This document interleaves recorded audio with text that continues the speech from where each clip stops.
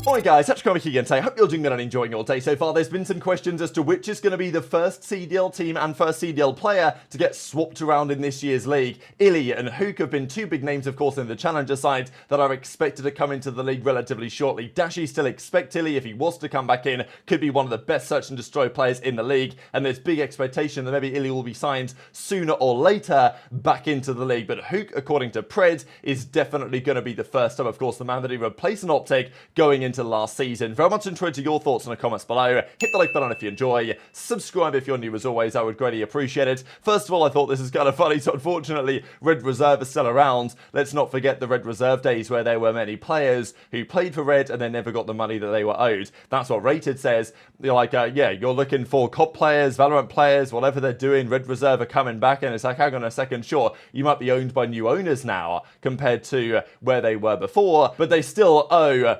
$100,000. But they still owe hundreds of, at least tens, if not hundreds of thousands of dollars to various players, such as Rated. He says, yeah, no problem, like, you're looking for these guys, I'll take my 100k that I'm owed. So, yeah, that was a crazy time in COD, so many scammy organizations. And to be fair, have the scammy organizations gone away? Like, maybe not. It's just with the CDL they were expected to, but it's still not always been sunshine and rainbows over the last couple of years. Now, this was crazy. Yesterday we talked about this. I voted for FaZe Toronto being the most exciting matchup. Obviously, we talked about the fact that OpTic would usually win this poll. When we talked about this tweet yesterday, it had 33,000 votes. It got another 30-odd thousand votes overnight from, and it was the Falcons boys, I guess the Saudi guys, who are obviously high on that team. They were coming in and voting, and they were obviously tipping this number onto the top. But then the French guys, obviously fans of Los Angeles Guerrillas Gentlemates, as they're going to be called, unfortunately, for the new season, they will be just Gentlemates, I think, for 2026, but unfortunately not for next year, have won the vote. I mean, this was pretty mega, I thought. Like, for OpTic to get 13% of a vote. I know that it's not like OpTic tweeted it or cared, but I mean, still, that was still kind of crazy to me. Speaking of the French fans then, this is HyDra and his numbers over the season in terms of which individuals he had a good or a bad time against. There were some players that he, I wouldn't say struggled against, because, a 0.9 over a relatively small sample size against some of these players is still pretty good. But against Cellium, he actually had a 0.8 last season, HyDra. Abuzah, he had a 0.9. So, obviously a couple of ARs that tended to actually shut HyDra down. No other AR would really, be able to do that with HyDra. And then a couple of SMGs, actually. Envoy was very interesting because Envoy is going to be HyDra's partner for the new season. So I don't know what that implies. That, HyDra and Envoy as a duo now. Envoy actually outkilled HyDra on a 1v1 basis in the matchups they played last season. May not be the biggest deal because, of course, HyDra absolutely slammed CleanX on that same Toronto team, but maybe implies that Envoy knows a thing or two about HyDra's playstyle and maybe can work better with him. I don't know. Thought that was interesting. Gwyn and Pred also on this list as well, but on this side, these were the players that HyDra absolutely slams. A couple of them on Thieves, Nastie a 1.46, JoeDeceives a 1.56. These are mostly SMGs, of course, which does make sense, but I still thought it was kind of crazy that, yeah, CleanX, Huke, JoeDeceives, and then Standy, yeah, smallish sample size, only 100 kills. I mean, it's still a pretty big sample size, to be fair, but a 1.75 against Standy, that is, like, insane. So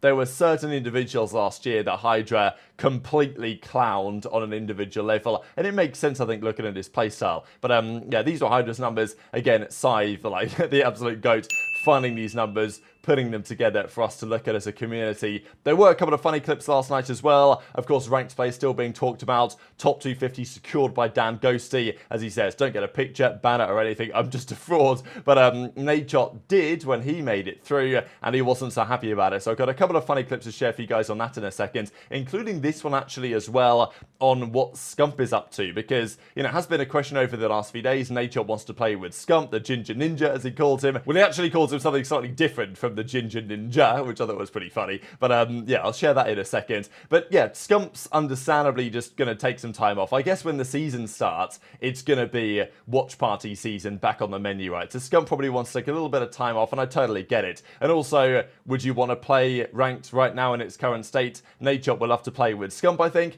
But unfortunately, that's not going to be happening really right now as it stands. So a couple of clips to share for you guys here, then we'll talk about the iLLeY stuff. Hey, Chad, 250 gifted when we hit 200, top 250? Wait. Oh, bang! Are you top 250 next? Yeah! Let's go. Yeah! Congratulations, Nadeshot. Yeah! They got my photo in there and shit too. When I'm in flow. They got me with the blonde hair. I look like I would look a little punchable in that photo, but that's okay. Everybody's got a look where they look a little like they got a punchable face. Where's Scump? Bro, I think Seth is just taking a little time to enjoy himself. I'm sure he'll be back. I don't keep tabs on him every day, but he said he's still real excited to play ranked. Trust me, I miss playing with him. I genuinely do. So hopefully we get the ginger ninja you guys gotta let me know if they're or ninja back soon. I don't even mean to queue up right now. All right, bet. That was a tongue twister.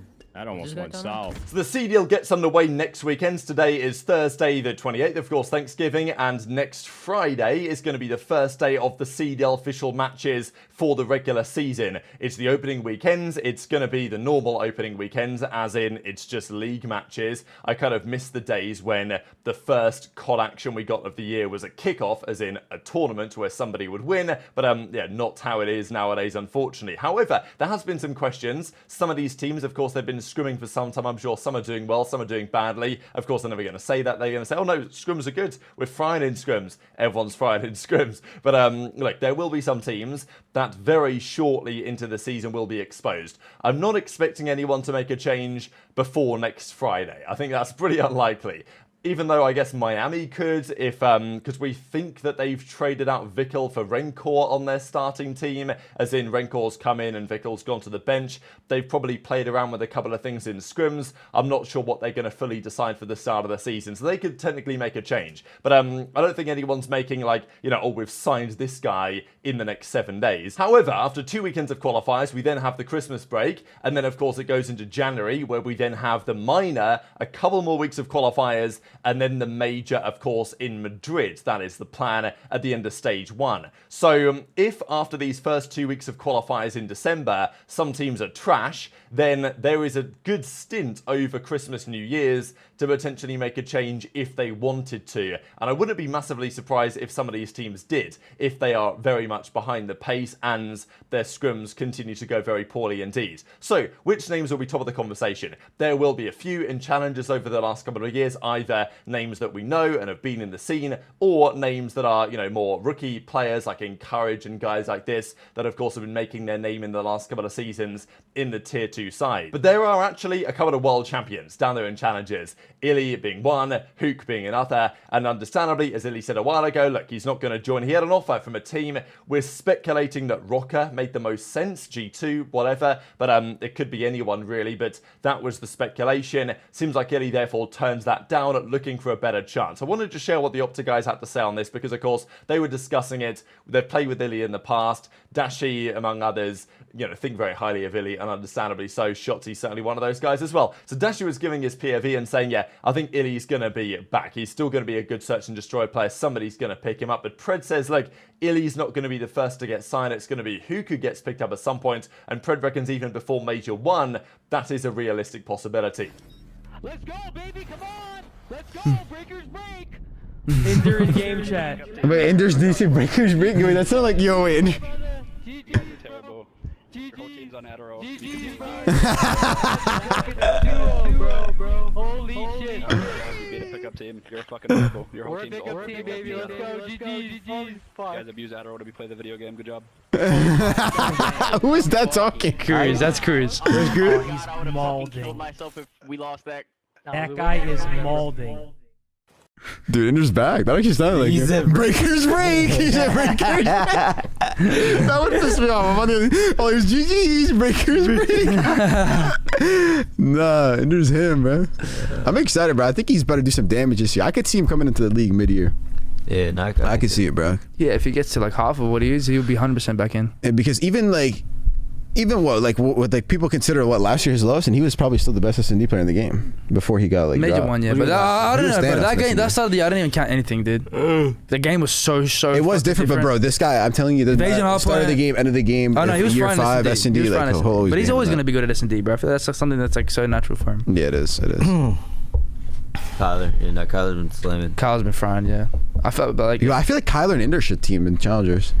they already have teams. Get a little Z going. Challenges. Yeah. But that's like two different. Like I actually should. they should get back when they're like starting to get. I feel like they are. If they're still in challengers, I feel like later maybe. But I think Kyle might get picked up before Major 1. That's my opinion.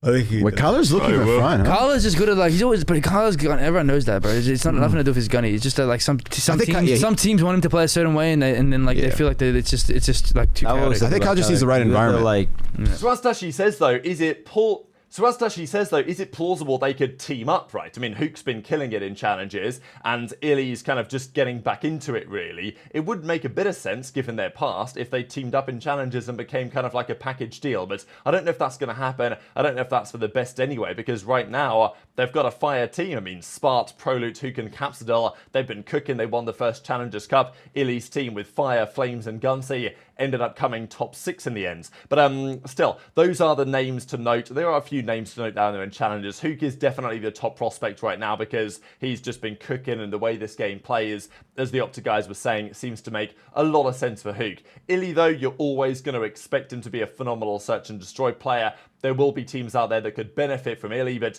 the question is for iLLeY, if he turned down the Rocker opportunity, a team that to me should be on the border of making champs or not making champs this year, is iLLeY getting an offer from a team significantly better than that this season? Because if you turn down that offer, is he going to turn down another offer? If it arrives, you can only turn down so many over the course of the season. It's not like, you know, FaZe are going to come knocking, right? So do you guys think that OpTic are right in terms of iLLeY and Huke getting signed back up to the league? Because surely there will be some changes made by these teams in the relatively near future. But as I say, the teams that will make changes will probably be kind of bad teams. And therefore, you know, do you want to join those guys expecting to make them better? It is a bit of a question down there. I think at the end of the day, if you're not taking opportunities to get back into the league nowadays, they may never arrive. I mean, we know that there's interest in the league. This year, we've had new organizations come in, which is great to see.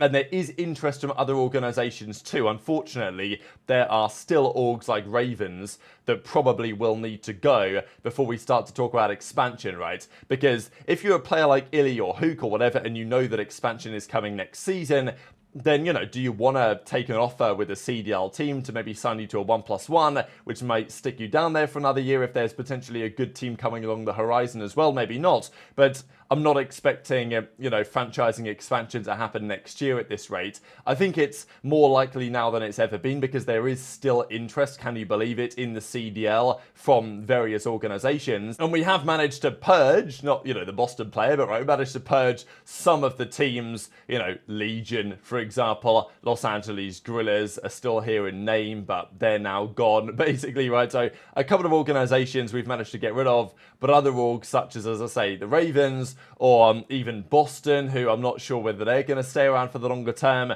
If an org is going to come in, they may once again end up buying that spot as opposed to expanding the league. And that makes things complicated for some of the challengers guys that are just continuing down there to grind. But very much interested to your thoughts in the comments. Hit the like button if you enjoyed. Subscribe if you're new. Take care. And I'll see you next time.